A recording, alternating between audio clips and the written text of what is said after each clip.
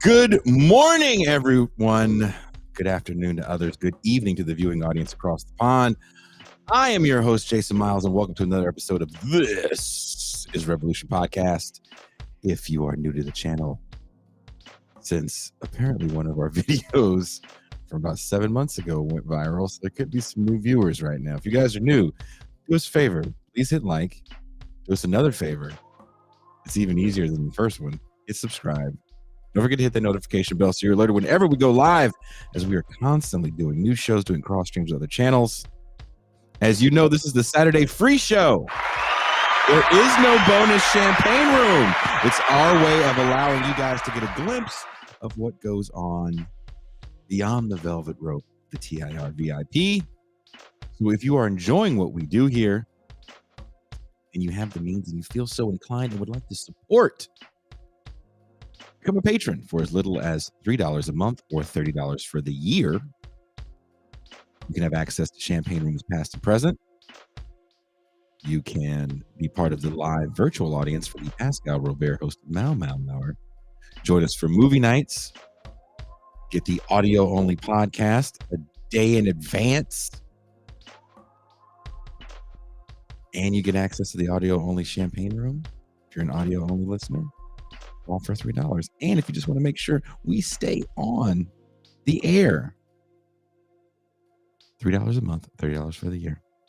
That being said, let me bring in the faceless voice of reason, M. Tucson.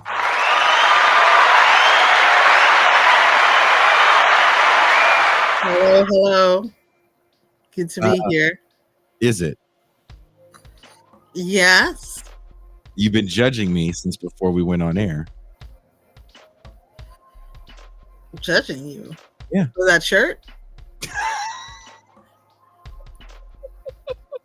That too. That too. Someone asked what video went viral.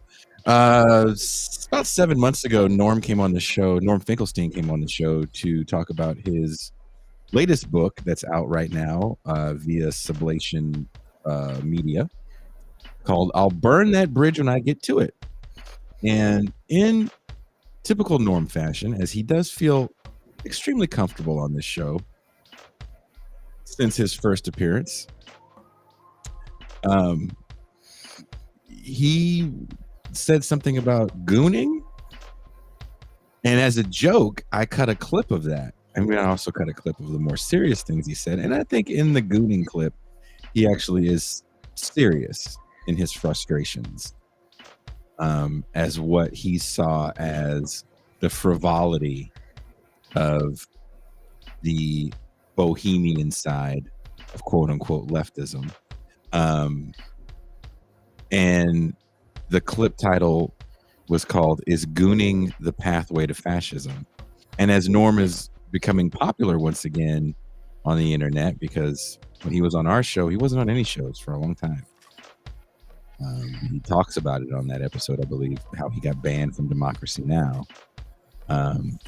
So yeah, they've, I don't know who it was, but Marcus sent me a message the other day. He goes, dude, the clip just went viral. It's like, what are you talking about? And he sends me the clip, and it's got hundreds of thousands of views. And then the other day he goes, Jason, they just remixed it and they added music to the clip. We played it in the champagne room the other night. So Dusty says there's nothing politically radical about transgression. I kind of agree, Dusty. I kind of agree. But yeah, that has gone viral, and the views on that are through the roof of what it was when we released it, which I thought was kind of fun. Do you have any opinions on gooning, Tucson? I am neither pro nor con. Neither for nor against. You're gooning neutral is what you're saying? I'm gooning neutral. Mm-hmm. Interesting. Neutral gooner. Neutral gooner. You know, in the gooning community, they say there is no neutrality.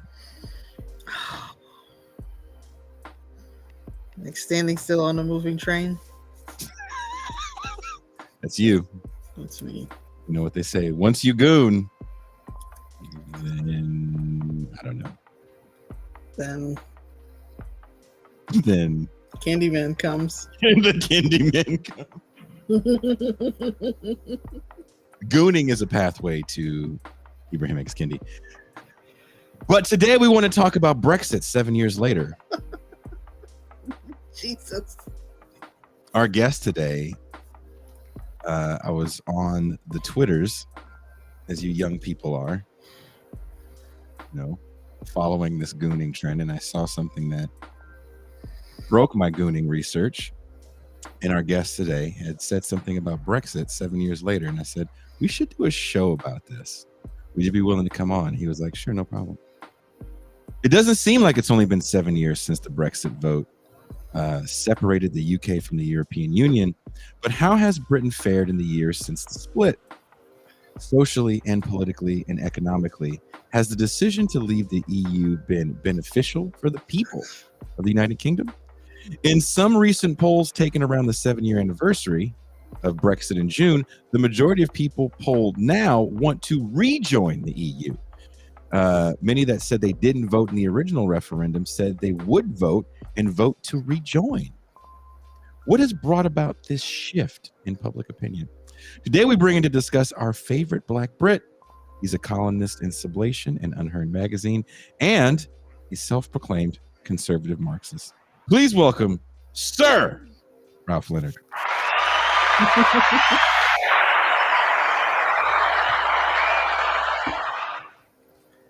Thank you very much. How are you? I'm good. How old were you when Brexit went down? I was 20. Were you out in the streets protesting or counter-protesting? No, I was too busy screwing around at uni. What was the vibe at the university at the time? I would love to know that. I think it was predictably that most people were against Brexit because they associated it with like Nigel Farage and that whole crowd. So it's like, no, we don't want anything to do with that. Did it feel like, I was talking to Jean Bajelon this morning about it. He was not in the UK at the time either. And I was asking him about his feelings on it. And he felt like it was a stick it to the libs moment. And if we go in our Wayback Machine to 2016, there's a lot of stick it to the lib moments when it comes to a shift in power from a more liberal democracies, finger quotes, you get Duterte in the Philippines around the same time. It's a little bit before. You get Bolsonaro in Brazil around the same time. Did it feel to you, and again, I know you were in university at the time, that there was a shift in your home? Like, for example, what part of the UK are you from? The south. So I live in Reading, which is like not that far away from London. So I suppose in this part of the country is probably the most anti-Brexit or most pro-Remain sort of crowd. Okay, a liberal. Yeah. Okay. So the south side of Britain is not like the south side of Chicago. No, definitely not.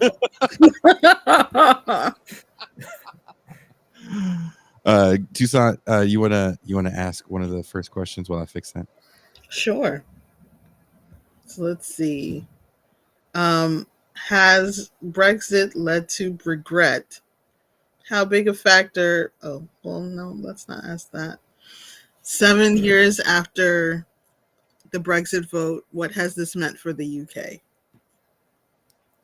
Well, 7 years later, Right.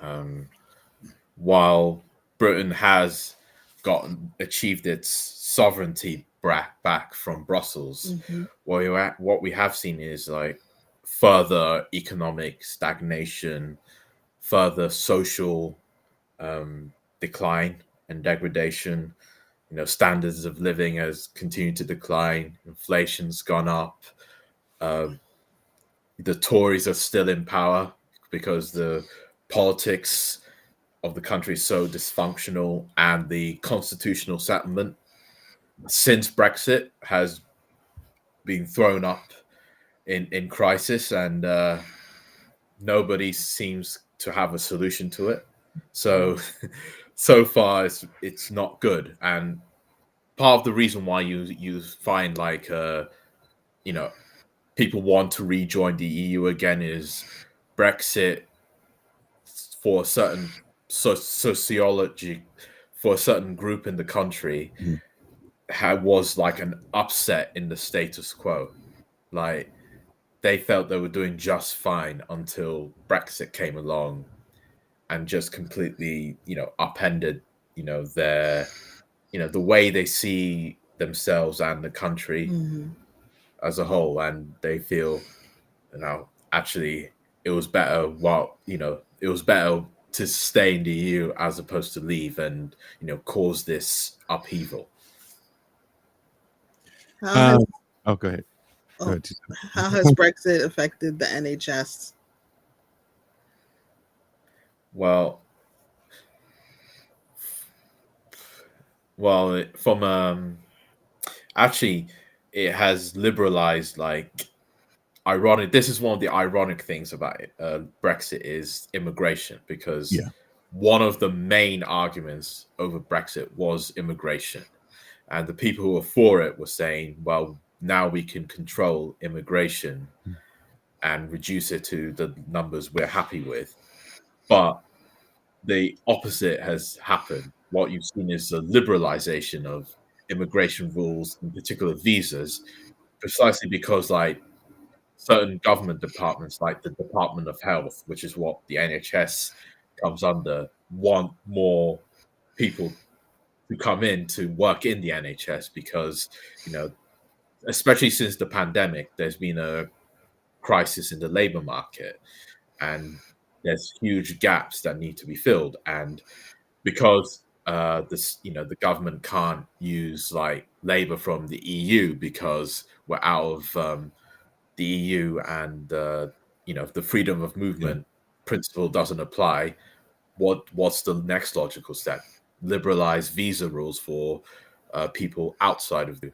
So that's how they're filling up gaps in the labor market, not just in the NHS, but in other businesses and government departments. But it's not a lot of people from the EU that's coming in. I saw that it's getting more like nurses and help from Africa and Asia. Precisely. Ultimately, you're looking for inexpensive labor, and a lot of that inexpensive labor came from Eastern Europe. Yes. I remember my first time in the UK. Jokingly, someone said when we were at some fast food spot, like a Nando's or something, they were like, "Oh, we don't have Mexicans here like you guys have in the States. We have Eastern Europeans." Yeah. So I'm assuming that hurt business to some extent, and it's forcing them to get more exploitable labor from the global South.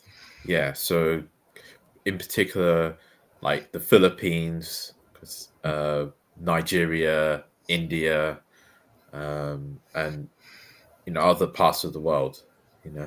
So that's where most of the labor is now coming from, and it's not just like lower class labor. You also see liberalization, like student visas for universities.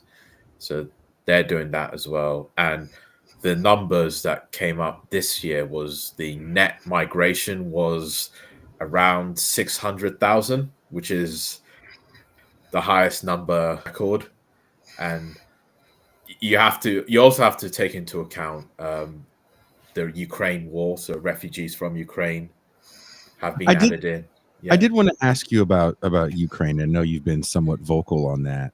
How has the UK fared since Brexit and with the Ukraine invasion from Russia? Is it a stronger state? Are you faring better with this than you were during Iraq? How is it working out for the UK right now? Well, one economic effect of the Ukraine. The the economic effect is inflation has risen. That's the simple answer, because of how the global supply chains are being put into crisis because of the Ukraine war, which means that even every time I go to the supermarket, it's always like a roll of the dice. Is the price going to go up this week or the next week? Like, I've often Really? found that. Yeah. Because, like, just to give you an example, that just like a cheap bottle of water, Mm-hmm. like as early as like a year ago, like before the Ukraine war, it was like 55 pence. Now Mm-hmm. it's 80 pence, Mm. which doesn't sound like much, but No, it's it a is. huge difference. But you can, Mhm. but water is drinkable there out of your faucets. Yeah, as well. But I'm just giving that. I mean, keep in mind, I live in a country where water is not advised to be drunk through the Mhm. faucet. We have to physically go to a water dispensary Mhm. and get water, and those prices do fluctuate. Tucson, do you have something you want to add? Sorry. Your energy prices have gone up too, haven't they, because of the war? Oh yeah, skyrocketed, absolutely, to such an extent that some people just simply cannot pay for it at all because it's just so ridiculously and unreasonably high. And some people just cannot turn on the heater because to do so would just raise the energy prices high. And it's Ooh. absolutely atrocious that it's been happening. So, are you having a situation like we had? I don't remember if it was earlier this year or last year in our state of Texas, where energy prices were going through the roof, and people couldn't even. I think a grid went down in Texas. I can't remember exactly what happened. Do you remember the Texas thing, Tucson, where people were literally freezing in their houses? I do remember that. Yeah, Was that last year or this year? last year. Are you having something similar? Because it's ridiculously cold. Yeah. 10 months out of the year where you live. Yes, and that is absolutely true, that there are families that just cannot afford to put on like the heater beyond what is necessary, like absolutely necessary for them to survive. Otherwise, their energy bills will just skyrocket and they just have no way to pay for it. And it's partially because like our utility system obviously is privatized and composed of like oligopoly, small number of energy firms that are just in it for profit. And for them, the crisis is very profitable because they can just jack up the prices and put on the cost onto the ordinary people. Mhm. What's the government's answer? Is anyone calling for regulation, reining in these companies, or is Like it out of you, hand? I think during Liz Truss's brief premiership, there was like a rather pathetic energy cap. Mhm. Like for people, it won't rise above a certain amount, but it's very tepid. It was never gonna really do much. And for Rishi Sunak, again, the policies that they're coming up with is not really enough. It's just on the level of a price cap, just managing the symptoms, but not actually, dealing with the root of the problems of why people are struggling to, heat themselves and in the most basic way. Why do you think people are so disconnected from the actual root causes? Um, I suppose it's because one reason I suppose is like the current like management of capitalism is just naturalized. Like, so there's just this thing is, well, there's nothing beyond uh what is possible now. So so the So this is just the best we can do. And another thing, and the fact that there's no seemingly viable political force that can actually offer an alternative. So, like, Keir Starmer is the opposition, and he might actually get into power just by default, just by this fact that most people will be sick of the Tories by the time the election comes. So, but even, yeah. Let's get in the Wayback Machine, because I think this is interesting. Why do you think Tory leadership comes into power in 2016? Well, they were already in power in 2016. They were the government, the majority government with the with the Lib Dem coalition since 2010, and they become the majority government in their own right in 2017 election, and because they could like market themselves as the party of Brexit, where and they could appeal to a kind of British nationalism where we're gonna get back our sovereignty from Brussels, and they could, and because at the time Jeremy Corbyn was the opposition leader in the Labour Party, and for a certain amount, because he was like the most left-wing Labour Party leader in a long time, for a lot of Tories, they could really sort of propagandize on a lot of that and say, well, Jeremy Corbyn's going to ruin this country. He's going to give it to the dogs, and he doesn't know what he's doing, etc., etc. So that they could simultaneously portray themselves as like, diehard nationalists, as well as like, studious, pragmatic, statespeople. Do you think there's an air of nationalism that still runs through the country? Oh, where yeah. you can be a nationalist leader to that standpoint and kind of beat public goods democracy? Because that's what I remember with Corbyn. That's what he was kind of preaching about. There's always that sort of strain of nationalism that falls through British politics, where so for example, you have people will say that, oh, the NHS is the national health service, not the international health service. Gotcha. So that you do find that kind of rhetoric around. I mean, but how are people feeling about the NHS? Because I know it's kind of constantly under attack right now, and you're facing privatization. Has Brexit sped that up in a way? The possible privatization of the NHS? Yes, to a degree. I know this is all speculation on your part, and you're not, yeah, this is your opinion on it. I understand that, but how do you feel about that?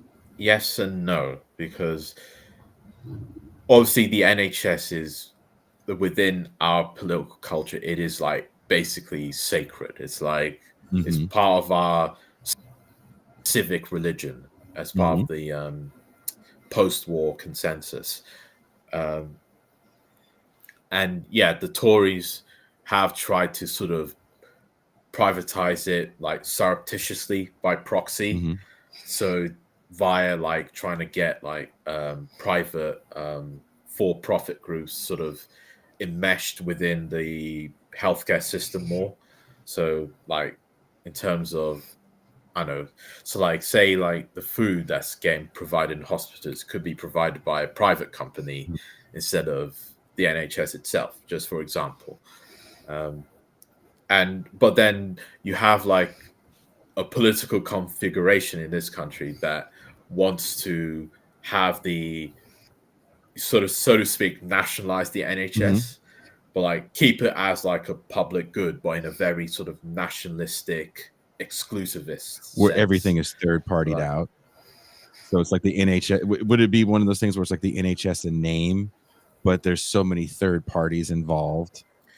Yeah, that's what one strain that wants to privatize it would do. But then there's another strain which it's called what's the word that there's a slogan about that people are left wing on economics but right wing on culture, and the NHS would be part of a nationalist social democracy. So like it would be a public good, but it would be in a very nationalist sense. So like we want to train more British workers to work in the NHS as opposed to being dependent on all this foreign labor from the Philippines or Poland to make our national health system function. Tucson, do you have something you want to add? Not to that specifically. Well, I guess it's sort of related. How do you think Brexit affected the UK's response to COVID? Ooh. He sat back on that one.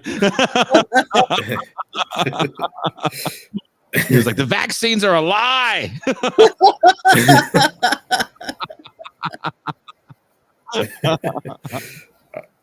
I suppose I think because it made the UK, I suppose, unprepared for it in the first place. But I suppose you could say that for a lot of countries. America. Yeah. because again, because the healthcare system was so deracinated and undermined, and the state capacity was in general undermined since Brexit, then that made the UK very vulnerable to when COVID came, and the NHS became overwhelmed by so many people who were infected. That's one aspect of it, and as well because leadership was kind of bad on that as well, right? Yeah, Boris Johnson. Yeah, Ralph. I don't think Ralph endorses any American candidates for president. I live here or in the States. I don't live in the States either, so I don't know if he gives that much of a damn. But what was your take on Johnson's response to COVID, or just the government response to COVID? It was very reactive and not proactive, especially with the whole lockdowns. Yeah. When it became like he did it because he had no other option but than to do it, as opposed to when the first cases started coming up, being proactive and saying, okay, let's try to find a way to contain the virus without having to completely shut down the society. But then when the cases just accumulate to such a level, then there was no other option, and the consequences of the lockdowns and shutting down society had a big effect. You couldn't go to the pub. Yeah. I forgot about that. Johnson and Trump got COVID. Right. Yeah. And Bolsonaro. Many times. He was getting COVID like it was the thing to do. He was more COVID than man. Maybe he got a superpower from his COVID. Blowing his nose. Yeah. And during the lockdowns, there was these like ridiculous episodes of the police like stopping people who were just like walking in a park, but who weren't like surrounded by people that are just walking on their own, saying like, you can't do that, you have to stay home. They just wanted something to do. Yeah. Like, hey, I got to do something to justify me being out. Yeah. Sit your ass down. We had a lot of our cops who got COVID over here. Was it like an epidemic for the cops over there too? I'm not sure. I'm sure some people did. Like I know in the NHS, a lot of nurses and doctors were starting to get it because of their contact with the patients. So, like, for example, my brother works in the NHS and he got COVID eventually. And I mean, it was absolutely horrible because of, there was also the long COVID because of, the exhaustion and, how it screws you up for a while, like physically. I do want to ask about that because also we had a problem with supply. You mentioned supply chains because of Russia, Ukraine, but before that, even in the States, we had some issues with PPE that led to not getting the correct information when it was really hitting in the States. Was there a similar situation to you guys because of Brexit, where medical professionals and law enforcement and just kind of rank and file citizens didn't have proper protective equipment either, as far as masking? Yeah, I mean, yes, because the masking did come was a bit staggered. Yeah, and because you didn't have shelter in place orders right away. No. It was, like I said, the lockdowns only came when like the pressure just became like unbearable, and we didn't have masks straight away, so like people have to resort to using like balaclavas or snoods as a way to cover themselves. Then, but then it did eventually come like in corner shops where you could get like those cheap like medical masks. Is there still people walking around with masks in 2023? No. Everybody's willing to fuck it. No, very few people wearing masks. No, I mean virtually nobody is wearing masks. Like when the order came that we're out of the lockdown or we're things are back to normal now, basically everybody just threw the masks away. And I like that you said it right, because T-Sant messes with me because I say baklava. It's a little different. Yeah. Got a baklava on his face. Go ahead, T-Sant. I know you have some questions. Let me see. Well, here, I'll ask one. Oh, you got it? Okay. Yeah. How big a factor is the newfound unity and strength of the EU throughout the Ukraine war? Ooh. How significant is it? Yeah. In terms of regret. I mean, yeah, I suppose you'll find like Remainers who feel a bit I know they're being left out of the fraternity.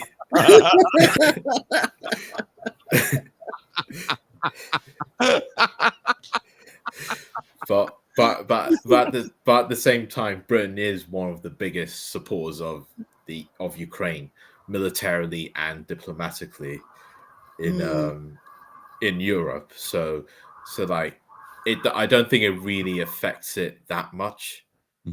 But it's certainly true that that the Ukraine war has given like the EU like a new impetus, like a new reason for being. Like this is why we exist. That we represent European civilization against Russia, who want to start wars here and start conquering our territory and stuff like that. Yeah. So have you gotten a big influx of Ukrainian refugees, or not really? Yeah, a few have. I think I'm not sure the precise numbers, but there have been a few have come, like I think nearly 100,000. Oh wow! Or maybe a bit less, but there was a big exodus to the UK. No, it was more that there was like a big argument over double standards of refugees. Like, why is it that Britain can take so many Ukrainians but not that many Syrians, for example? Well, they're brown. Yeah. Brown people. Obviously. Going in the scenery. Mm-hmm. And one of the biggest numbers of people who have come over has also been people from Hong Kong because of the colonial connection. Mm-hmm. Because part of the agreement in 1997 to hand it over to China was an open door basically to Hong Kong refugees. And that's another part of the double standard, you know. Because if you're yellow, then they're mellow on the immigration. Yeah, and they were once our subjects. So if you are under my thumb, then it's free for you to come. Yeah. Well, but except for the black ones.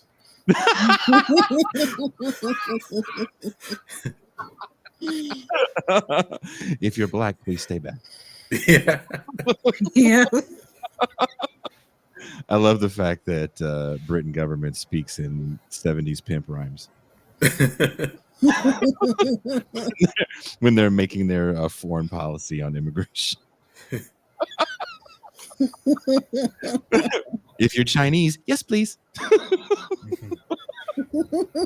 Yeah, so that's where the Home Office starts getting tub thumping about cracking down on illegal migrants coming over from the Calais port. So like they try to get in through the Calais border, crossing through the channel and into here. They're over there making, hey, no, that ship is filled with brown people. Can't do it. Well, then obviously you can say, well, the Home Secretary is brown, so how can it be racist? He's brown. How can he not get down? She's brown. She's brown. Yes. How can she not get down? Suella Braverman, that's her name. Because she's not from that part of Browntown.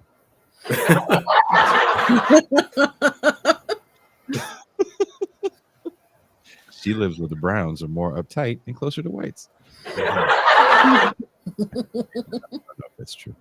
But then, as one of the comments says that in the 2000s, like Polish workers here, well, that was the locus of like xenophobia. So then it's like if they're doing that to other white people, what hope is there for the That's when the Afro pessimism kicks in.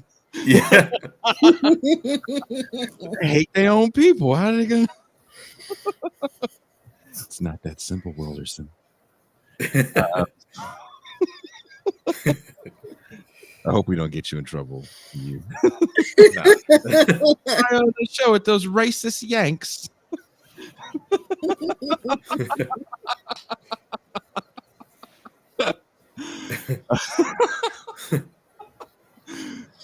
Toussaint, you want to ask us a question? Because I can't right now. Is the UK still sending Ukrainian refugees to Rwanda? Yeah.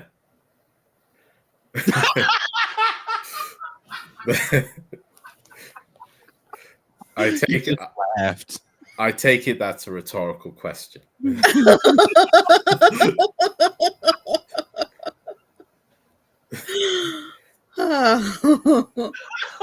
He just laughed. Oh my! Right.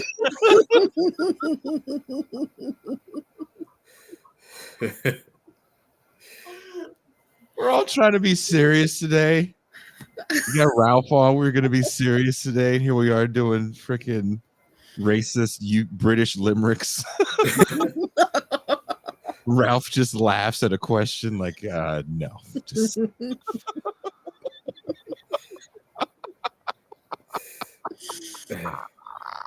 but it's ironic how the immigration issue is always talked about sovereignty and defending our borders. Yeah, in order to clamp down on immigration, our borders have to extend to other countries. Interesting. And infringe on it. It's the same thing with Libya. Gaddafi was Europe's, not just Britain, but Europe's border policeman to stop Black Africans coming into across the Mediterranean. What do you do when Or there's now no Turkey Gaddafi? with the Syrian refugees. I was going to ask you that. Sorry? What do you do when there's no Gaddafi? What do you do when there's no Gaddafi? Do they just create a Gaddafi? Or just get And who is it? Yeah. just get the next guy to do it. Well, they haven't really gotten the next guy to do it, right? Oh yeah, of course, yeah, because Libya's been kind of turned out. There's yeah. literally slave trades going on in Libya. Right. So, like, seriously, what do Western powers try to create the next Gaddafi? Because they had some help. They did shape and mold, right? So what then happens when you no longer have a Gaddafi that you've been dealing with for decades? Didn't he even go to school in Scotland? Yes. So he kind of came up through British education systems, regardless of where he's from. So who is that next person? I mean, they're trying to do a deal with the EU. I'm talking about here to do a deal with Tunisia and their sort of authoritarian strongman. I'm sure. I know Morocco kind of plays that role with Spain as well. I know Turkey does that role with the Syrian refugees. So, you can just what I suppose, but then that's the irony is that that you never look at the causes of why people are leaving. Yeah, you just deal with the symptoms by. It's a very colonial mentality, trying to look to the native strongman to sort of put the hammer on them for your benefit, instead of looking at why all these people from, whether Syria or, sub-Saharan Africa are moving, wanting to go up. And it feels like these guys that are in power there are a little too hard to control the way you could Gaddafi. Like control entire regions, not just their own country. Because if you go down the Maghreb into sub-Saharan Africa, there's all sorts of fighting and conflicts and insurgencies going on, because these are the ones that you don't really hear on the mainstream news, like in Mali, in Niger. There's all sorts of vast tracts of areas where no state is in control of, Boko Haram in northern Nigeria. Northern Nigeria, it's now extended itself into Niger and some of the countries bordering Nigeria. So, and that doesn't enter into the Western consciousness as to why people are fleeing these places and wanting to go up into Europe. Not just the violence, but even just the economic crash, because COVID and and the Ukraine war has also affected Africa.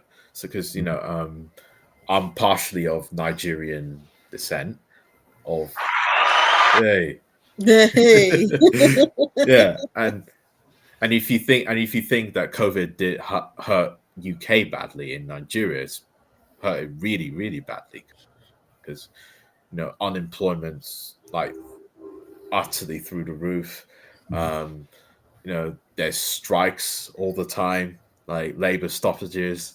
When I was last there, and this was before COVID, just before COVID, you could see in certain neighborhoods where my uncle lives, these huge gas tankers just in the middle of the street. These huge lorry, where the lorries that take oil. Yeah. And that was the oil workers on strike, basically. But there's still a pretty thriving middle class in Nigeria, no? No, well, they're coming over to the UK, really? to the America and Canada. Yeah. Really? Yeah, they're leaving. But you still have some family there. Yeah. Are they trying to get out? Well, some of them have already left to the United States, but many of them are still in Nigeria. They're trying to go to the U.S. They're just trying to get out.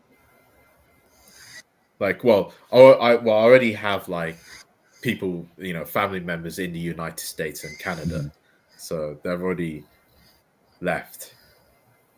That's crazy. Have you personally been dealing with increased paperwork and delays for everyday things now that has Brexit affected your life in that way? Is there needless bureaucracy? I mean, your country kind of, I believe you guys created the word. So has bureaucracy increased in now that there is no EU relationship?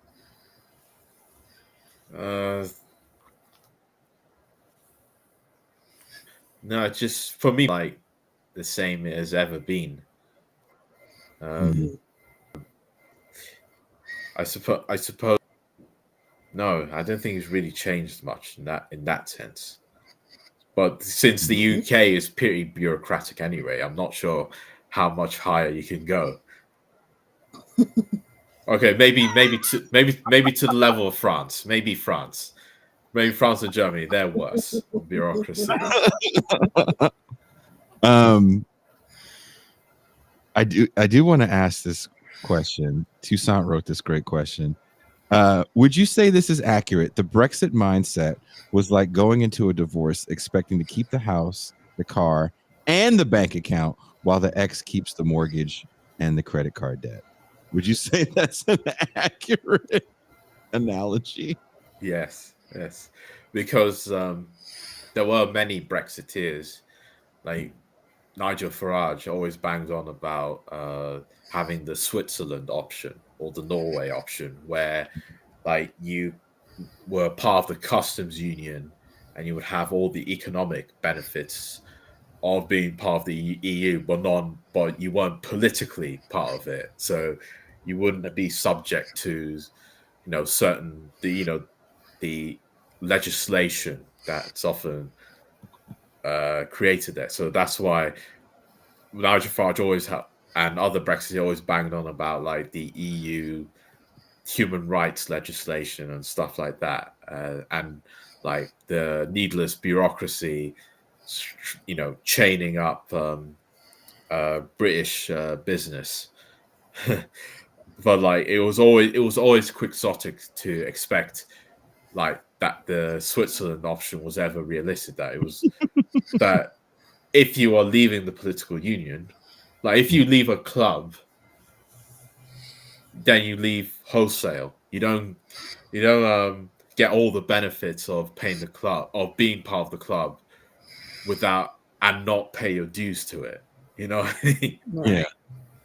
So it was always a silly idea, and there was a lot of like deception and like not being candid with the truth with it. So do you find that the UK's economy now is weaker since Brexit? Yes, and it's ironic because the Brexit was always promoted as this is the solution to our plight. This is meant to revive British prosperity, when in fact it's just another chapter in that long story of decline and stagnation. So like and immigration kind of comes into this because like the UK structurally is kind of dependent on having high numbers of low wage immigration and to keep the GDP up, but then paradoxically like people's like living standards have declined. So that's kind of the paradox that you see there. Did your homeless population kind of blow up during Brexit? Yes, because you actually have a homeless crisis now. Yes. Uh-oh. Is your dad just coming? No. Your dad. Yeah, that looked like. I'm sorry, I didn't. Sorry, Dad. It's like you using somebody's computer you're not supposed to use. No, it was my brother. So. Oh, doctor. NHS brother. Dr. Leonard. Dr. Leonard came in. Yeah. See how he didn't say he's not a doctor. He is a doctor. He's a doctor. He's a doctor. He's a doctor, honey. Wait a minute, Ralph. Don't go. We got more questions for you. Go on. How has Brexit been affecting small businesses and startups? Or has it even been affecting? I mean, I know the UK isn't like the US where every politician goes, small businesses are the backbone of the American economy. Right. Well, Margaret Thatcher said that. Well, she didn't say it like a US politician. She said it with dignity and grace and with the fist right up the ass of the poor. So I'll also answer your question about homelessness, because Sure. that has I've noticed it whenever I go to London. You go on the tube. There's always see a homeless person like with a cup asking for money, when before you didn't see that. Wasn't always the case. Yeah. And even in Reading here, you go to the town centre, like you see more homeless people than you did before. So like, just like if you step out of the train station, you see them. So that, and this is like in the more major metropolitan areas of London. Interesting, because I spent a lot of time in London in 2013 on tour in the UK, and that was one of the things that stood out to me was the lack of seeing that on the train. Actually, New York too. Maybe it's changed, Tucson. I didn't see too much of that of homeless people in New York. Has it changed for you on the train? Oh, tons of homeless people in New York. Tons of people on the trains. Yeah. Because the trains are run 24 hours there, so you can sleep on the train. The trains run 24 hours. There's one train in particular that used to be where the train that I used to take the most. It doesn't go outside. So it's the most popular one among the homeless people. Yeah. And is this the same thing for you? Because I don't remember if they run 24 hours in the UK. No, not quite. No? Okay. They close at, I think, 11 or 10. Okay. So similar to what we have what I was used to when I lived in the San Francisco Bay Area. So like it's there, it's noticeable. And I even, because when I went to San Francisco in like June, I remember talking to my Uber driver, and I just wanted to ask him, like, because San Francisco has that reputation. I just wanted to ask him, is it true or is it just an exaggeration? And he said, no, it's not. It's not an exaggeration. It really is true. Like, go to the Tenderloin and you would notice it. And well, it's the largest. It's the largest. San Francisco and LA are always trying to fight each other for who wants the largest unhoused population in the country. As California, as a state, has the most, and it's really between like 3 cities, I guess: LA, Oakland, and San Francisco, of having the most unhoused people. And these are also 3 places where it's ridiculously expensive to live, and I don't understand why no one ever makes that through line conversation that housing is just expensive for everybody. So even the people that have a roof, they're like fighting for it. And I'm assuming you're having similar conversations in the UK. Like, what is rent control like out there? Doesn't exist. Oh, wow. Like, basically doesn't exist. Like, even compared to, say, other European countries, you know, they have some version of rent control or rent caps, whereas in the UK, part of it is to do with like the culture, because we have, like, I think like the US have this, at least this aspiration to, you know, home ownership and like getting on the property ladder, and like, you know, it's part of like, our progression in life, that, you know, you own a home and you build a family, and there's the old saying, an Englishman's home is his castle, that's where the Americans get their castle doctrine from. Is from us. That's Look at this guy showing off. He comes on here, he speaks so well, and all of a sudden he starts showing off. What's the Nigerian side say? It's Nigerian side say to what? Anything. It says return this email, damn it. Well, I would notice that in Britain, houses are quite small.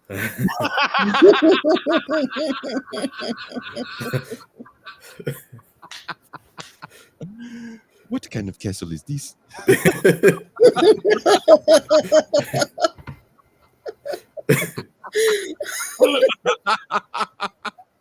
That's the new character, Toussaint, the pissed off British Nigerian. Oh, yeah. I mean, well, the British Nigerians are now dominating Black British culture. It's no longer the Caribbeans. Get your hand off my penis! Toussaint, what do you have to say about that? We have a fight now. British Caribbeans are different from Francophone Caribbeans, so I feel no connection to them. First of all, I think all of you guys are the same. All you Blackish people from the Caribbean. Blackish. You guys all have good hair. We're all Rihanna. You're all Rihanna. Just good ass hair, smooth skin, have really cool foods to eat. Mm-hmm. And now you're being pushed out by the Nigerians. What say you, Toussaint? Heck no, we won't go.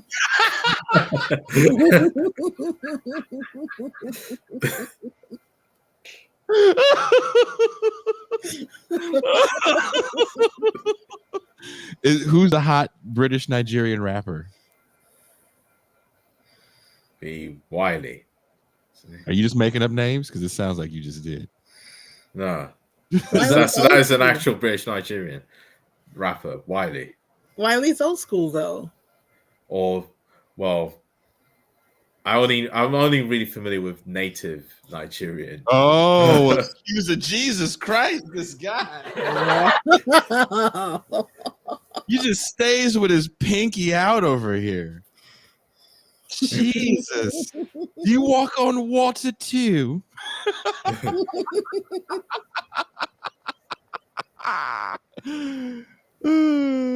Wiley is anti-Semitic?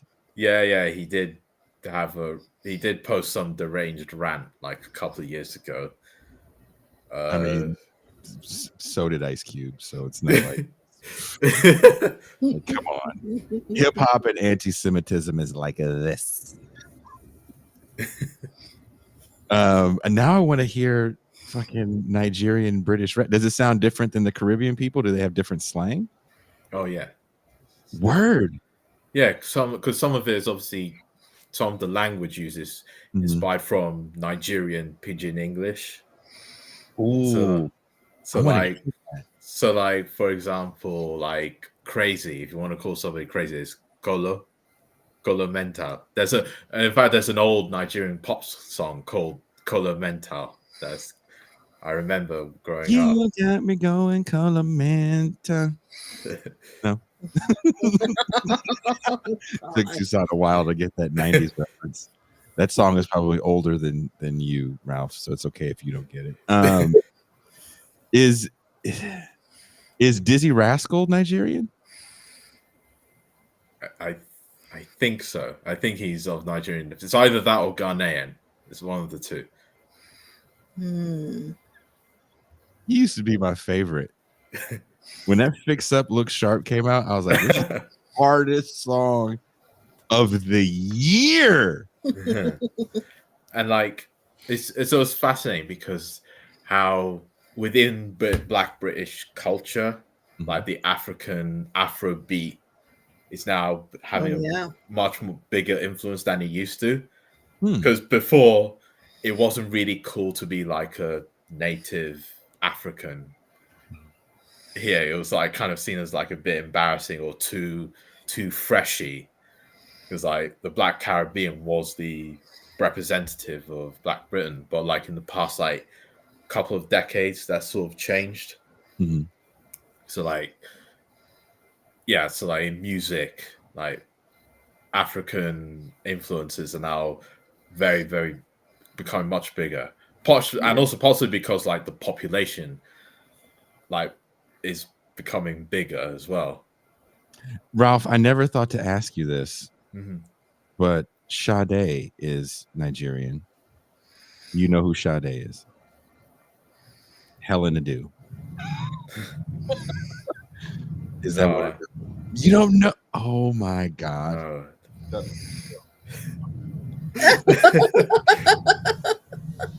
I know. The fuck? I thought that shit was handed down from generation to generation. I was hoping it was one of your aunties. God damn it. Toussaint, how does he not know Sade? I don't know. Are they no longer playing Sade's music? Sade's a band and also the lead singer of the band. Her name is Helen Adu. She's the finest 60-year-old beige woman in the history of beige women. I know Seal. He's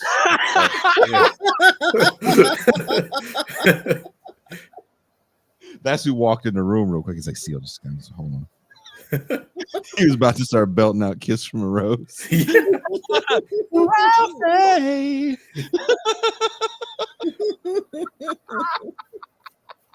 Yeah.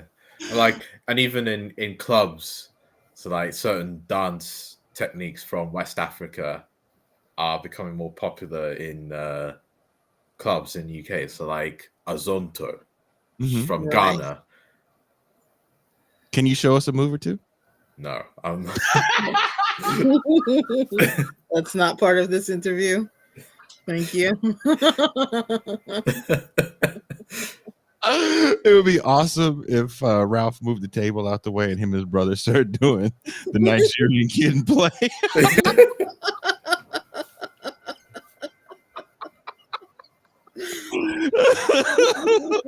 The internet would just break. What is this foolishness?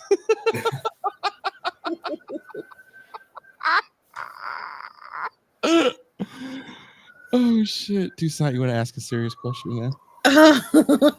Yeah, let's go back to the serious question list.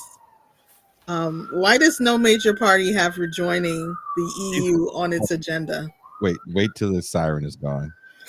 It's gonna take a while. Why? Somebody got shot again? I live in the hood. What do you do? Brooklyn. It's a major thoroughfare. That's what everybody says that lives in the hood. It's not the neighborhood. It's just the street I live on. It's the street. She got that whole fake ass answer. It's a major thoroughfare. It is. Mm-hmm. Sound like some hood shit to me. Go ahead, Keisha. Why does no major party have rejoining the EU on its agenda? I think it seems like I think they've kind of accepted it's a fait accompli, and I don't think none of them really want to risk having another referendum and them losing. Right. And then they look even more silly than they did the first time around when they thought, "Oh, this is going to be a piece of cake. We're not going to lose. You know, what's the problem?" Mm-hmm. I don't think any of them want to take that risk. And then even if they do win, how are we gonna? On what terms are we gonna go back into the EU? Because you would have to kind of rejoin in a way that would be different from the last time. Right. Like, how would you get a better deal out of the EU when they don't really, Negotiate like that? Yeah, they're not gonna. Yeah, they're not gonna negotiate like that. They act like it's the mob and they got a 20 in their hand. Yeah. Sorry, sir, we're all booked. This 20 says there's a table over there. There's a table over there in the EU. In the EU, yeah, there's a table in the EU. Mhm. Sorry, sir, we are booked. Here's a 40. There's a table over there. The EU says the doors are open. UK can come back anytime it wants to. You might have to go behind Estonia in your paperwork. Well, it'll be behind Ukraine. Yes, behind Ukraine. Oh, so you're sitting right by the bathroom of the Golden Corral.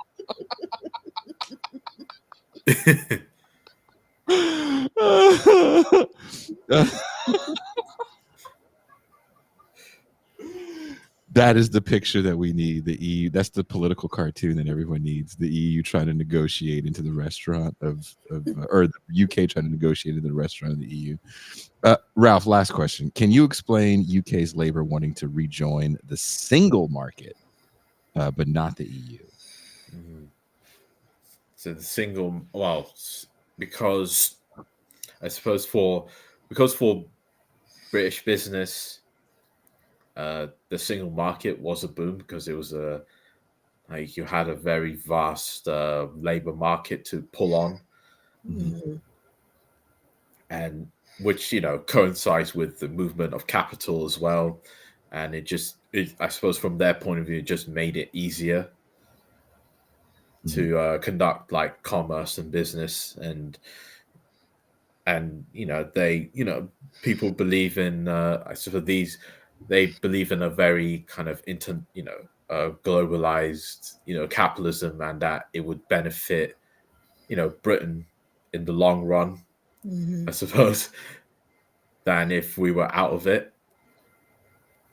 But like the issue really was less about economics, but it was really about immigration for many people who voted on this subject, whether it was to take back control of our borders, or that immigration, a certain kind of liberal cosmopolitanism that was you know we we are a multicultural nation, and the immigration is part of how this nation is going to form, and the people who want to control, restrict immigration are trying to ruin us as a country and make us more racist, etc., etc. Even Mhm. though there was plenty of racism before Brexit, anyway. But whatever. Mhm. Right. Even And even in regards to immigration as well. And that racism was coming from Caribbeans to Nigerians, correct? Just want to make sure that I'm correct on this diaspora hate. Yeah. Maybe. Okay. Not that I've experienced any. Because that's old saying, don't trust those from the Windrush. So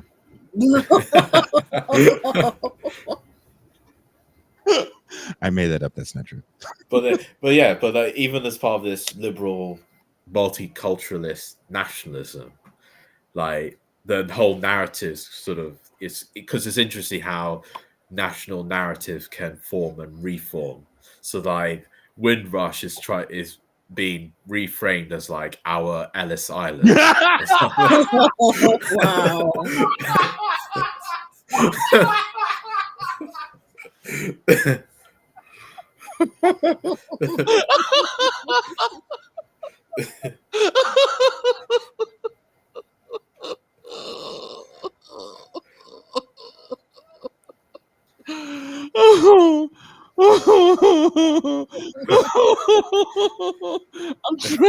I'm trying to pivot.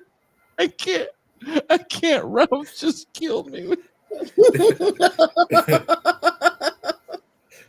Our Ellis He Island. fucking killed me with that. Oh my god.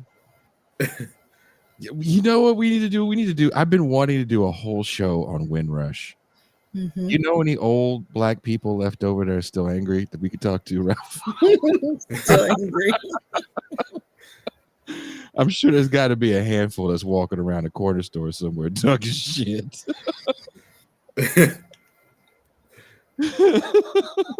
Bad Lefty says, Jason, you laughed offensively loud. That was the funniest shit I've ever heard in my life. Don't say that shit out loud either, Ralph, because you don't want like right wingers to hear that shit as they're getting ready to do their primary election for 2024. We don't believe in CRT because slavery was just Ellis Island for niggers.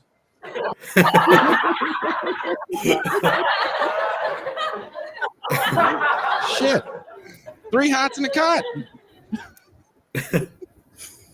God. What more do you people want?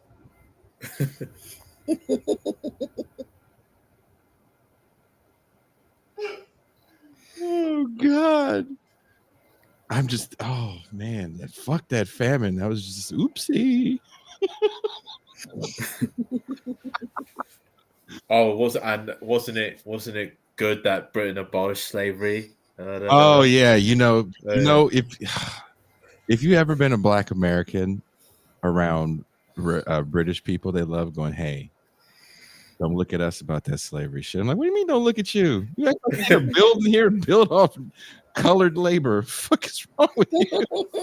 I mean, the reason why those black slaves in the US in the first place was because of the British Empire. Exactly. I recently did an episode with the journalist Greg Palast about the Osage Indians, right?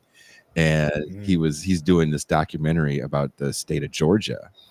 And I didn't realize Georgia had like outlawed slavery in the 1700s, and the government in Georgia, the kin to the man that's governor now in the 1700s. That also tells you a lot about fucking lineage and privilege, right? In the States. Asked the crown if they could keep importing slaves. Excuse me, king. We have all this farmland and no colored hands to tend it. I was like, oh my God. I'd never heard that Georgia was one of the first places to try to ban it. And then the governor at the time was like, no, we'll ask Britain for a reprieve on this banning so we can get some more labor. Oh yeah, the British national mythology over the abolition of slavery is very special. It's like Bristol doesn't exist. I'd be like, hey, I've heard this building was built by slaves. We'd never seen it. Never seen it. Doesn't exist. It's like there's an old saying in a court case about slavery where the judge kind of mentioned that, if a slave breathed English air, he's been immediately free. Oh, isn't that what like Gerald Horne based a lot of his theory on? Yeah. It was that specific court case in 1772. Yeah, I can't remember. Yeah, what the name of it was. And here, let me get you canceled before we go. And you won't care probably too much because this is like an American scholar that has no bearing on you. Okay. As Ralph's Twitter is about to get just light on fire. What was your take on Horne's what is it again? 1776 counter-revolution. Counter-revolution, yeah, the counter-revolution of 1776. Do you think it's kind of a over-exaggeration on that one thing? Oh yeah, it's also Stalinist falsification of history. Why do you say it's the Stalinist version? Because Gerald Horne his ideologically and politically descends from the CPUSA, which is the Stalinist party. That's not polemical. That's just a fact. And I think he also once said, in a comparison with the founding fathers, and in a kind of way to kind of you rationalize Stalin. What was that? Well, there was nothing Stalin did that the U.S. founding fathers didn't do. So there's not, you can't make, so Stalin isn't that evil. He's no different to the, U.S. founding fathers. And more broadly, I think it kind of, his whole thesis kind of is, it just, it has a very, it really kind of downplays or sort of rubbishes the idea that the American Revolution kind of had any kind of progressive or emancipatory aspect to it. So, like, for example, like the abolition of slavery, the abolition societies in Britain were inspired by the United States, the American Revolution, to start off. And the first abolition society started in Philadelphia, not in London. And the first statute against slavery in the Western world was in Pennsylvania, not in Britain, as British nationalists would like to claim, Oh no, they love that. Like, hey, we didn't enslave you guys as long as it wasn't us. I don't know. Ask Ralph if he denounces Baba Ganoush. Does he? Do you? Ralph doesn't eat non-Nigerian foods. I'm just making up shit for Ralph, ruining his dating pool. Ralph, thank you for hanging out with us. I don't want to keep you. We know that you have some Nigerian dance routines to work on with your brother. It's Saturday, early evening there. Y'all about to move the table out the way. Hola, hola, hey.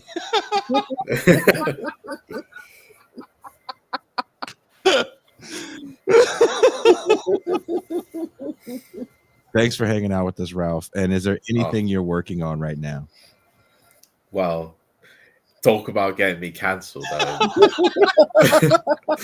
I'm writing an essay for Sublation that will take a stab at the argument over Israel and settler colonialism. Is that it making it saying it's not a settler colonial place, or what are you saying?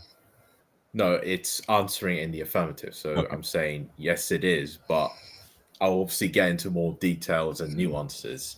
Because it's not like Algeria, for example, where everybody just go back to France. No, it's not Algeria. I would compare it to Liberia. Ooh, right. Ooh, I'm excited for this. And how Jabotinsky and Marcus Garvey are more similar than you think. Ooh, Tucson, I gotta like that. You know what this is, Tucson? This is that African Caribbean hate. That's all that is. Hating on Marcus Garvey. The native Liberians thought the Americans were foreigners. The American Liberians. Oh, Tucson, you don't like this. He's talking all about idolater, killing your own people. We got to put that on the soundboard, and like 8 black people are gonna know that, and no one else is gonna know where that's from. It's from New Jackson, by the way. New Jackson. I'm excited. When is that coming out? You don't know? Hopefully, sometime next week or the week after. If I come to London next year and do something for my book, are you going to show up? Yes. Are you just saying that because you're on air? No. Okay.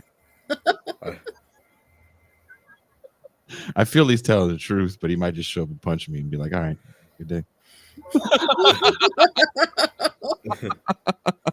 Yeah. And I will look at not just like Zionism as a settler colonizing enterprise, but more specifically at the national theory of it, the nationalistic theory of it, how it sort of saw the Jewish predicament in the late 19th century and the sort of unstated premises of its romantic nationalist ideology.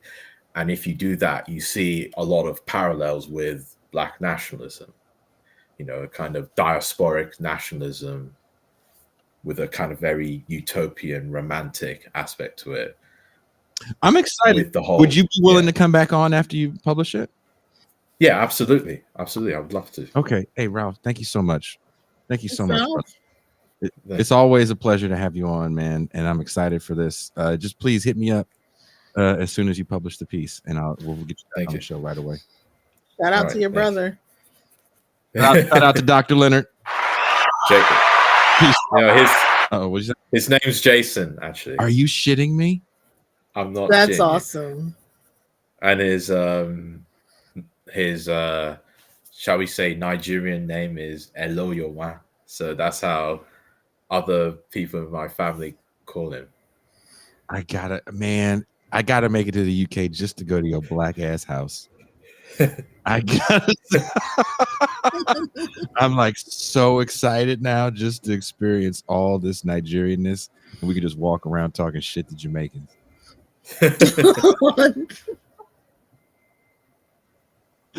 Thank you so much, Ralph. Have a good rest of your evening. Thank you.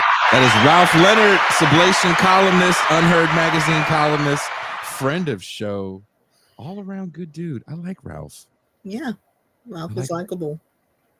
He is smart young man. Really smart. His brother's name is Jason. That is so crazy. That's awesome. Does his brother have hair? That's the $1 million question. Oh, I thought the $1 million question was, is his Nigerian name how you say Jason, or just another name? Because I'd like another name to call you. Oh, you don't want to call me Jackson like everybody else down here? Jackson. Yeah, that's my name around here. Tell them you're Javier. Javier. Whenever they say, and like, what is your name? And I tell them my name is Jason, they kind of look at me and I'm just like, Hassan. And then they go, oh, then they write it right. But if I say Jason, there's X's and Q's in it and 2 S's and 2 S. It's really long. It doesn't make any sense. So it's either Jackson or Hassan. Hassan. Now that Ralph is here, we're going to get gone because we don't want to get him in any more trouble. No, we don't. And also, Thanksgiving is coming up, and I know some people just to be around your family for the holidays. We're not talking about enjoying in the meaning of the holiday. I saw this very racist post about Thanksgiving, and I didn't appreciate it, Toussaint. I didn't appreciate it at all. I felt it was reductive in nature, and it was just offensive because you are one of these Caribbean Negroes. Indeed. And you've had Thanksgiving celebrations in your family home. Yeah. And there's definitely things that you cook, but there's this idea that like black people cook this and white people cook this, and one is better than the other. Do you believe in that theory, Toussaint? No. You say it like you kind of want to believe it. I mean, my boy used to get down at Boston Market, but I kind of couldn't get with it. I lived for a time with a white family for years. You were adopted. It's a long story. I'm not going to get into it. I'm not going to get into it. If you come to the live meet and greet, you'll probably meet them. Nice. Wonderful people. But they definitely season the food. And I don't think we need this break. Right? This like, oh, this person does it better, and then this is going to be horrible. So here's this post. And I saw right before the show started. And it says there's 2 types of Thanksgivings. So can you hear it? Mhm. Okay. 2 types of Thanksgivings. I got beans, greens, potatoes, tomatoes, lamb, rams, pork, beans, greens, potatoes, tomatoes, chicken, turkeys, rat. Taste the biscuit. Taste the goodness of the biscuit. Taste the honey sauce. Now, Toussaint, do you see this as 2 horrible Thanksgivings? Or do you see this as one mighty Thanksgiving? Well, I can't say that it's one mighty Thanksgiving. I mean, first of all, the black woman that's singing about the meals that she's cooking Mm-hmm. has left off bread. Does she have hot buttered rolls? Does she have a biscuit? Now, I like biscuits. Who doesn't? Who doesn't love a honey buttered biscuit? I'm asking. Why are we trying to say that there's 2 different Thanksgivings and not one mighty Thanksgiving? This could be, the pinnacle of Martin's speech in 64. One family brings the biscuits, the other family brings everything else. Brings the biscuit. Literally everything else on the menu. I mean, do you really want this woman that's singing that song to bring the goddamn turkey? Maybe not. I mean, it sounds like she's got her biscuit game down. That's a sultry biscuit she's talking about. It's a disco biscuit. It's a disco biscuit.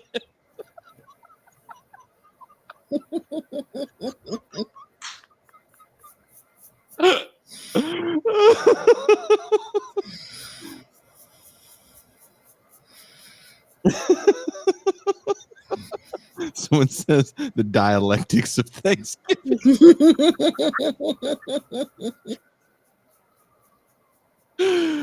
Yeah, someone says dry ass turkey. It would be a dry ass turkey. I just couldn't trust her with the turkey. But I bet you good money that the desserts at the white lady house is fire. Okay. I bet she got some lemon bars that make you go, God damn, what is in the lemon bars? Lemon bars. God damn, Meemaw, what you got in these lemon bars? Some pie a la mode. Oh, right? Yeah. Cheesecakes. There's going to be cheesecakes. Biscuits have no soul.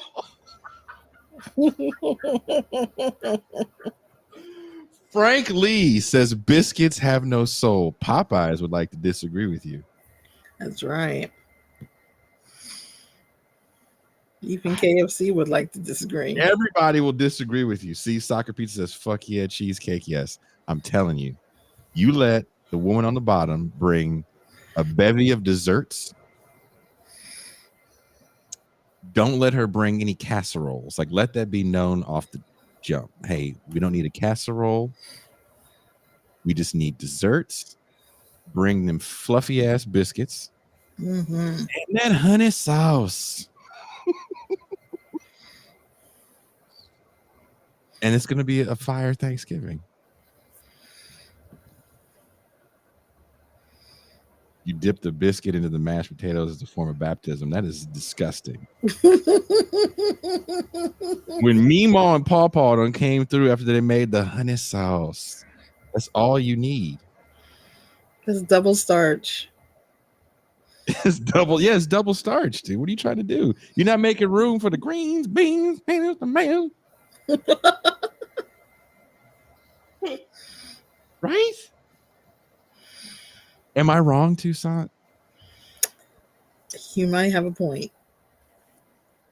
I'm just saying we need to stop with this race deductive rhetoric that Meemaw and Paw Paw are no good to the Thanksgiving meal because we believe they don't know how to season their food. May not be 100% true. Can't survive off honey alone, says. Yes. We have a few more. Because this is also the Saturday Free Show. Mm-hmm. And part of what we do on the Champagne Room is we go through videos that I get sent to me on Instagram, and we talk about them as a group. So now all of you guys are going to be here, and we can discuss this as a group. There's a trend. I thought it was over, and it's like teachers doing ethnic shit with their students. Like, remember that teacher that had all the handshakes with his? Yeah. Remember? It's like this teacher is getting down. Mm-hmm.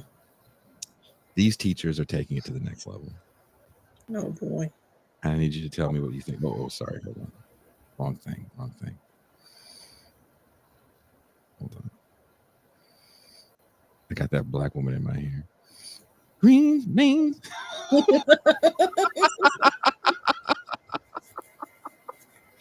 Once you hear that shit, it doesn't leave your fucking psyche. You know, Ralph is still here.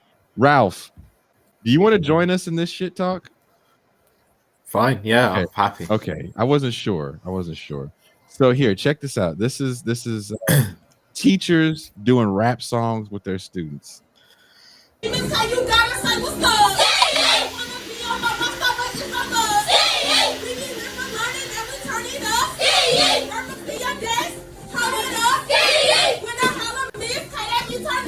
Now, isn't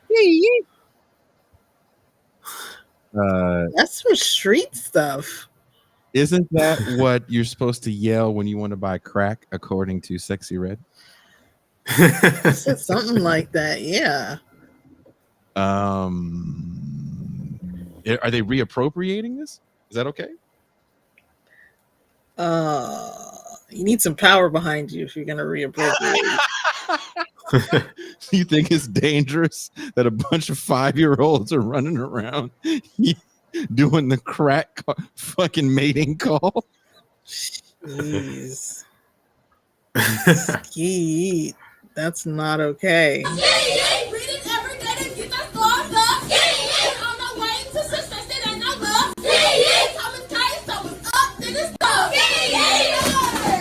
Oh, Throw the book. Yeah, books, bitch. Yeah. they threw the books in the air. The rain books, bitch. Yeah. Do they even know what they're singing? No. Jesus. Now, Joyanne Reed posted that. For some reason, I'm getting Joyanne Reed posts. And I feel like this is dangerous. This is a slippery slope. And I'll tell you why. I'll show you why. This is a slippery slope. Once your kids start ski-yeeting for literacy, and Joyanne Reed says something about this being powered by God, you know where you go after this? Tucson, you know where I showed you where this goes. In the Champagne Room. Oh. Should I bring it up again so we can see where this goes? Let's see where it goes. Okay. I'm going to pull it up. You go be entertaining. Be entertaining. Oh, gosh. How's your day going, Ralph? It's good. Yeah. I've just been doing a lot of reading today and getting involved in like Twitter duels. Oh, do you enjoy those? Usually I do, but this time I got just a little bit annoyed. Interesting. No, because it was over. You know, there's somebody in the UK called Douglas Murray, who's like right wing type, Right. and he published an article in the Jewish Chronicle that basically was saying that Hamas are worse than Nazis. Right. And I just tweeted like, this is nonsense. and it's like he's trying to make this kind of dichotomy that the Nazis were like civilized European anti-Semites, while Hamas are like, representative of like barbarous, blood-curdling Arab Muslim anti-Semitism. And that's like the angle he's trying to go at. So it's like, I don't know, the clean SS myth. Right. And a lot of people just be, some of my replies have been just being quite like deranged in like basically trying to defend the idea that Hamas are like worse than Nazis because Hamas used smartphones and GoPros to film their atrocities, but the Nazis didn't. Even though I say that if the Nazis had smartphones, they absolutely would have made a tribal fiesta out of what they did. Yeah. I actually, Toussaint and I actually watched the Douglas Murray interview with Piers Morgan. Piers Morgan, yeah. It was disgusting. Douglas Murray fucking sucks, dude. Yeah, and I will say that I was onto Douglas Murray like 5.5 years ago. Mm-hmm. Well, he wrote the bell. But That's the same guy that wrote the bell curve. That's Charles Murray. No, that's Charles Murray. Is he? No, because Are they kin? No, they're not. Okay. And because he wrote a book called The Strange Death of Europe. And can tell from the title where it's going at, and it's been very because he's like a neoconservative thinker here. So like during the 2000s he defended like the Afghanistan and Iraq interventions, and then he's mutated into a kind of nativist type saying that we have to keep out these Muslims out. Piers Morgan was to his left. Yeah, like, Piers Morgan had to do something he doesn't normally do, and that's like be somewhat sensible. So again, back to what we were saying. When you're ski weeding for literacy, this is what follows. I don't care what anyone says. This is what comes next. Love Jesus. Wake up in the morning, I think about Jesus. Name of God Almighty. Jesus. Light shed for me, his name was Jesus. Die for my sins, Jesus. I wish I might know because I'm talking about Jesus. Body got a billion, but my healing come from Jesus. Cleanse me, wipe me, love me, Jesus. I will praise Jesus. I got a word and I feel it's from Jesus. Got a crooked neck, but I still love Jesus. I look Triple A because they praise my Jesus. Jesus, Jesus, Jesus, Jesus, Jesus. That's what comes next. Jesus.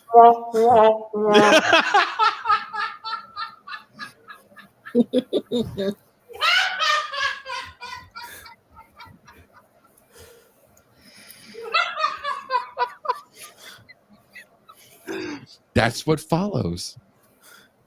You can't just ski wee for literacy and not think that the Jesus road trip follows. Jesus road trip.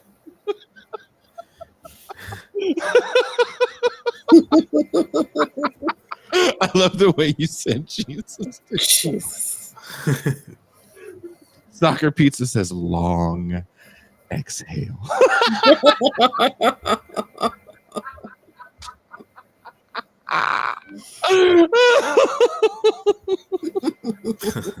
I hope that song gets stuck in everyone's head that's watching this show right now. Just hella angry walking around their house humming and shit like, God damn it, TIR did it again.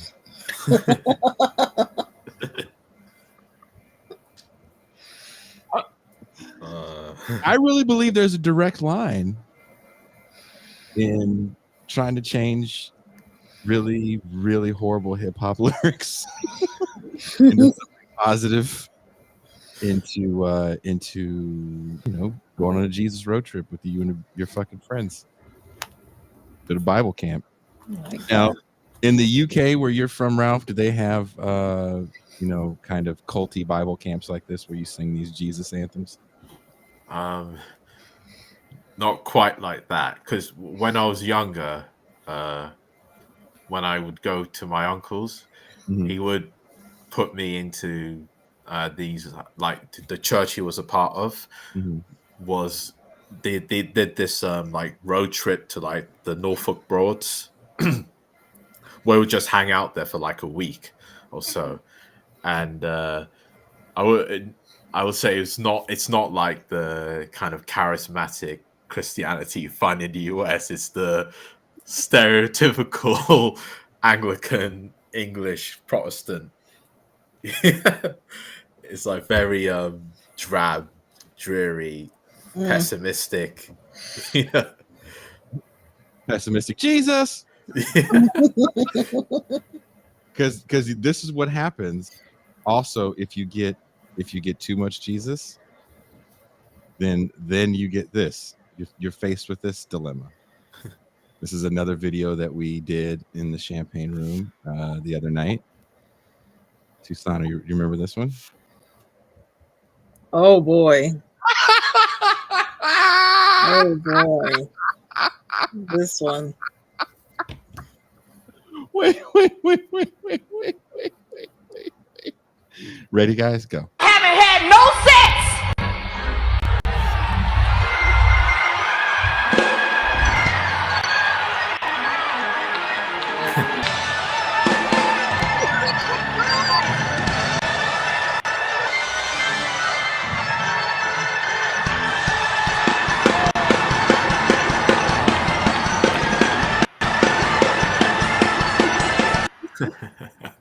Oh my God.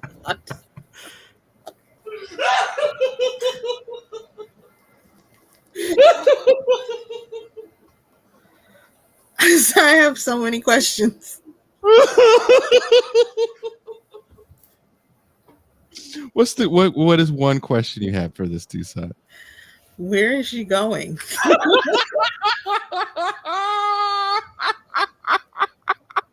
I think she's going to go find where the sex went. Where did all that sex go? All the sex go. Ralph, have you ever been to a black church like that where they do shouting and shit like that? In Nigeria, it's similar. No shit. Yeah, not quite literally like in America, but it's very similar. That sense of very musical, very charismatic preacher who does a lot of speechifying. You know, I ain't had no sex. but imagine in a Nigerian accent. Yeah. Man, why are we not hanging out more? That's the fucking question that nobody's asking. This buddy cop film needs to happen. Yeah. You don't need Chris Tucker or Jackie Chan. We need Jason and Ralph. Nigerian churches. Just American Jason and Ralph. Like compare like the Nigerian church here to like your traditional Anglican English church is totally different. Styles of worship and Christianity. Can you imagine seeing this in the UK, Ralph? I want you to just picture that same scene going down in the UK boring ass church. Not gonna happen the same way. No. That woman's feet is moving to the beat. Look at this. They are moving to the beat. I haven't had no sex. Look at that dude. Look at that dude. He's like moving in. He just look at it. Pray. This is I see the laser beam right there. And when she makes this face, that's how he's looking over like, I got it. This nigga too. Look at this nigga too. Laser beams. Oh! Do you see him? He got the spirit. Don't you love it when you at a black church? Or actually, there is white churches like this too. But when you're at a church like this, or anybody's church, we saw the Japanese praise break.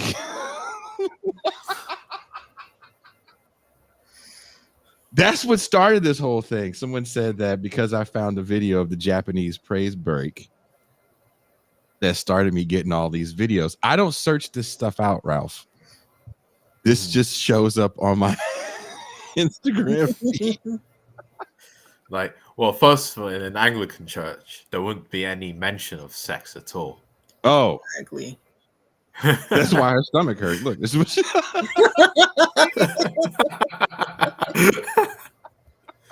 I ain't had no sex. Oh, getting a cramp. I think I need to find the Japanese praise break because you didn't see the Japanese praise break either, right, Toussaint? No, I didn't see it. Oh, hold on, I gotta find Japanese. Because you got to see the comments. People were mad that these Japanese people were doing the praise break. I don't understand why they was mad. I mean, they was getting down. And isn't Jesus for everybody? No, he's not. Toussaint, did you go to a church like that, or did you go to like a Catholic church? Went to a Catholic church. We did not do that. We did not do that.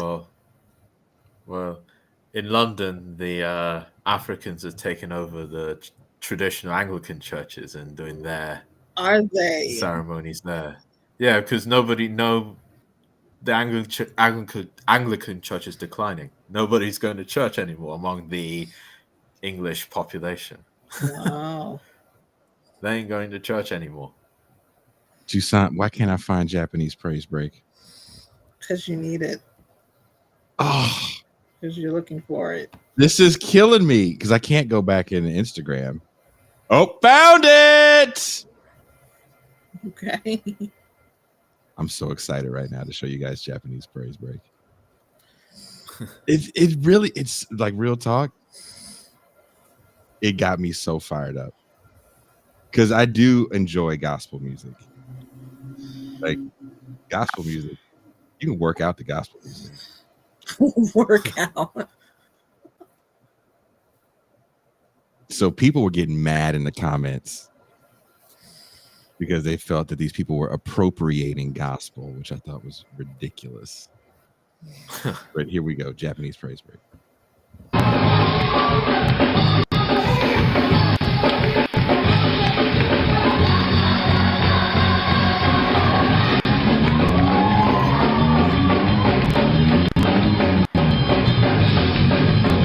That's Toussaint. Mm-hmm. Did you expect to see any of that? No, I did not.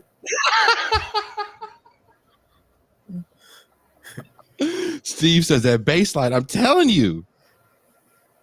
Dusty says that sounds like ska. That does not sound like ska. That is the praise break. And she started shouting at the end. Sid now says sounds like the 50s to him. I love the Japanese praise break. Let's hear it again.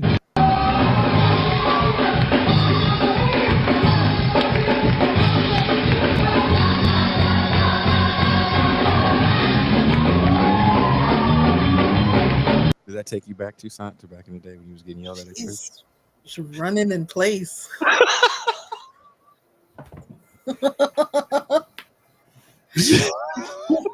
We never did anything like that at my church. They didn't shout at your church? Did not shout. Haitians don't shout. I mean, we went to a Catholic church. Oh. Oh, come on. You had no fun then at church. It was plenty of fun. I mean, every time I walk past on Sunday, every time in church here, I always hear the preacher shouting at the top of his voice. Right? And praising, and then that's when Ralph's feet get to moving. And he's got his microphone on and he's just shouting at the top of his voice. Oh, that doesn't happen at the Catholic Church. No, you're also in and out in 1 hour. Oh no, these churches, you're there for 3 hours. Your football Sunday is fucked. fuck that shit. Whatever plans you got, your plans is your ass is going there, sitting down for 3+ hours, and then you going to Denny's. I could never. You never went to Denny's because you're from New York? Well, no, there's no Denny's in here. As far as I know. Not that I would go. So after boring ass Catholic church, where'd you guys go? Just home? No, we would go to like KFC or something. KFC? Burger King. Oh my God. This is why Nigerians is taking y'all out in the UK. It's a different church. In the Y'all UK. are not doing post-church services correctly. They're Well, not Catholic. I mean, the Anglican Church is basically Catholicism for English people. It's like, you know, it's like the closest version to Catholicism for Protestants there is. Catholicism for Protestants. Yeah.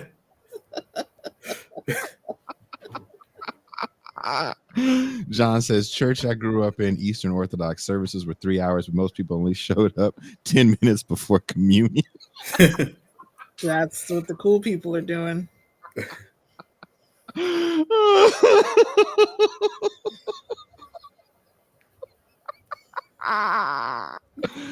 You people are ridiculous. Okay, we got one more video, then we're gonna call it. This should be the last one. Should we share something that we shared in the champagne room, Toussaint, or should we do something new? Oh, I didn't show you this one. The other day we did a show about hip hop and is hip hop over sexualizing women. And one of the points people love to make is that in Black music historically, there's been a vulgar side to it. And in the 30s and 20s, recorded blues music by female artists was really over the top. And I found this woman. I checked her page out for some odd reason because I wanted to see if she had more stuff like this. And she ended up being kind of a Zionist. Yeah. But this is really funny. This is actually really funny.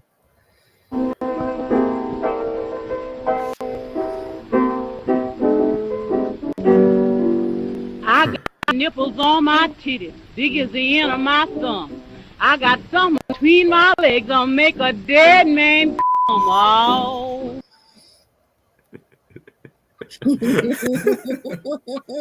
She looked at her thumb.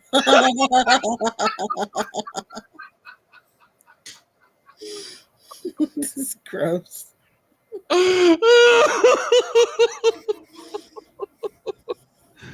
So, you know, I think this predates my Gucci pink, my booty home brown.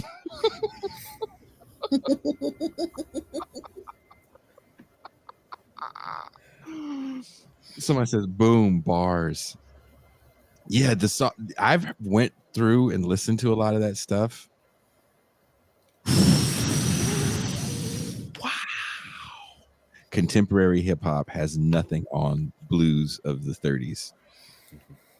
I think you could find songs from blues artists where the guy's talking about killing his wife for cheating on him or something like that. Yeah, just real blatant. A lot of real blatant like S&M stuff. Yeah. It's so over the top. And you're like, this is recorded music? But, you know, I don't think there's a direct line between this and Sexy Red. Do you think there's a direct line, guys? I don't think so. I don't think Sexy Red's great grandma was sitting around, you know. Oh, God. Post church playing. I got nipples on my titties. God. She's when the woman looks at her thumb, I lost my shit.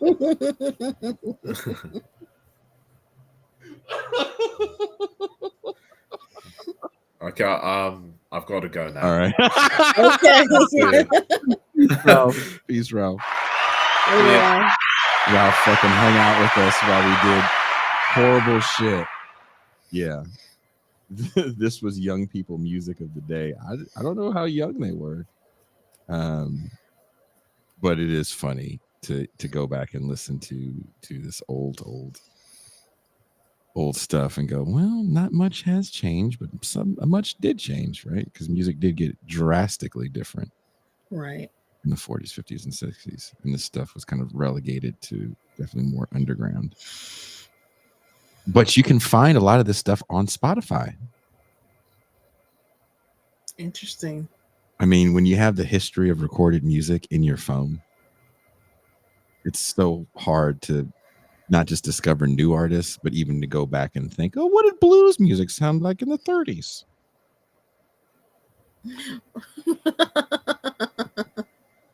Read this.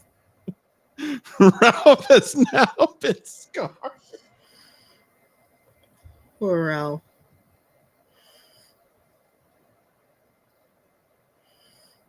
I'm glad he had a lot to say about church stuff. Yeah. The church, that woman running is still the funniest thing in the world to me.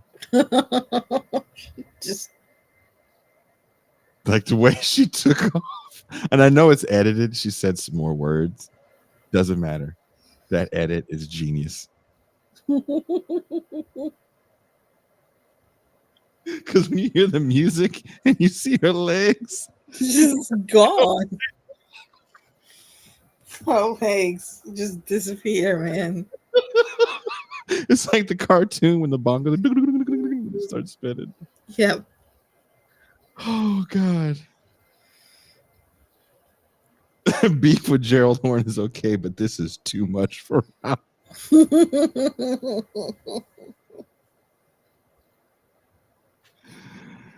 Oh, yeah, I guess it is too much, right? Because it's like you can call out Gerald Horne, which is definitely going to be a nightmare in the comments.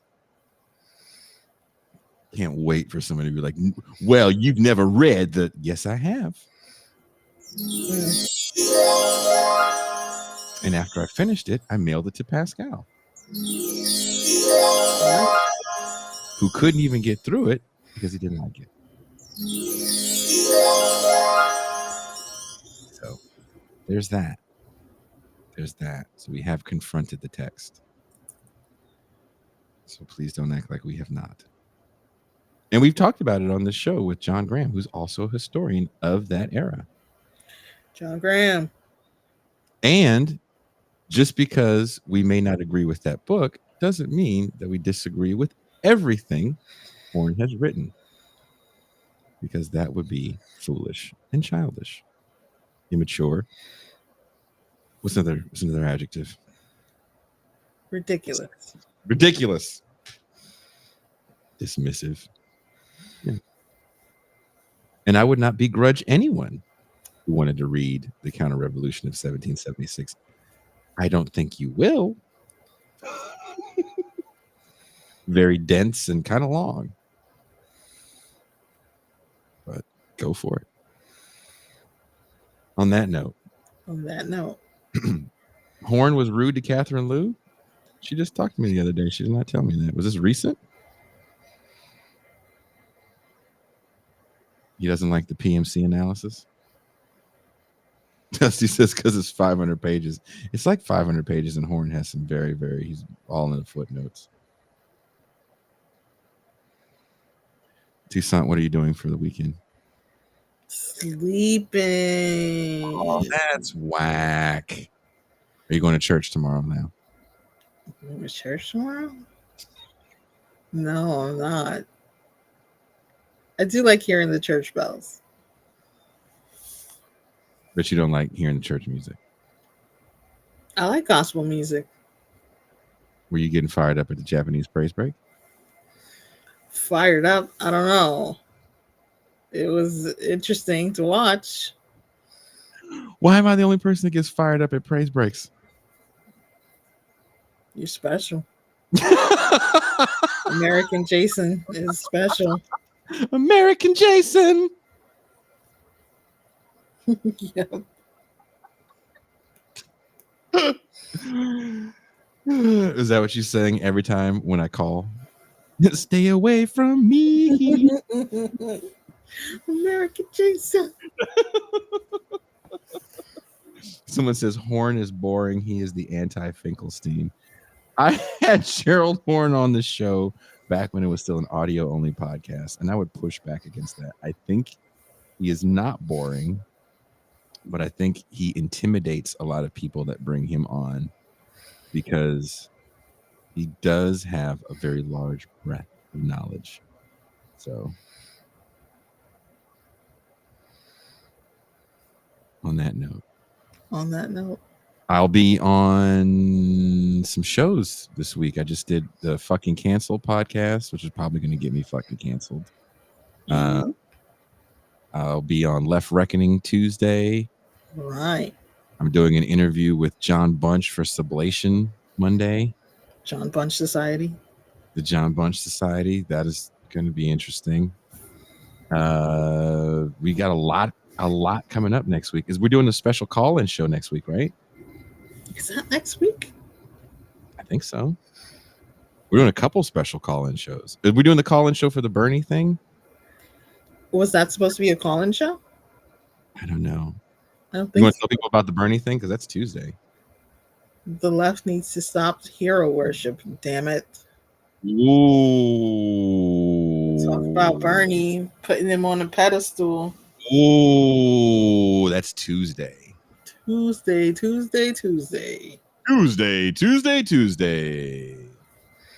you say Tuesday in Spanish again? I forget. Martes. I'm probably saying it wrong, but yes. So that's going to be the Tuesday show. Are we going to have Bernie Sanders on? Yeah. We'll see. His people said they weren't sure if he'd come through or not. We should can you just send an email just to see if we get a response? Bernie Sanders, can you come on our podcast where we talk about how people need to stop worshiping you? I think he would like to respond to that and be like, yes. And then we could spend the whole show fucking with him when he was talking to Cardi B. Oh, man.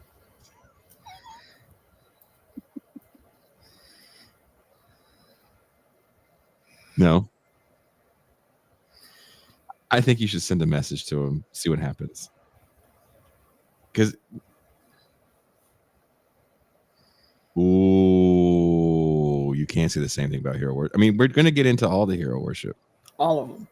Because I think that's a big reason why the left is very different from I don't know, maybe old left movements of the 30s and 40s.